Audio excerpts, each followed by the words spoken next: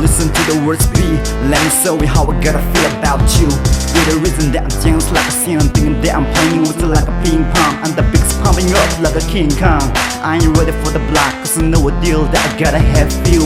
Don't have the clue on the first day, so I keep flowing to the trap. Man, won't stop with it, wanna be real like a tattoo. Ngay too low, kay dia hung pa ito nang lovin silong among so boy.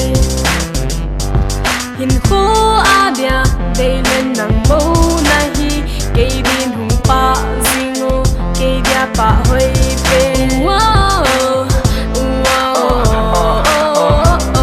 When we first met up in school, some eyes from the first moment. Sound pretty cool, what's feeling that I gotta call. Never let it burn, just me and you was like couple dice we're up. Words can't explain my fucking love, just keep on holding in my hand. I'm gonna take you to the home, to the mama, so it can better rain from the cloud with storm. It can better butterfly that I feel in my belly. Oh, it can better sound with a sound in the morning, cause the only one that I gotta make it boom. And the last gonna be the first and the last path. For the last time, let me give it a little kiss. Oh, ngay too low, kay dia hung pa ito nang lovin silong among so boy.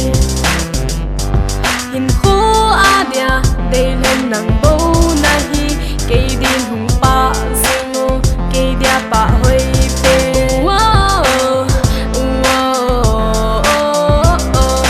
So everything you inside.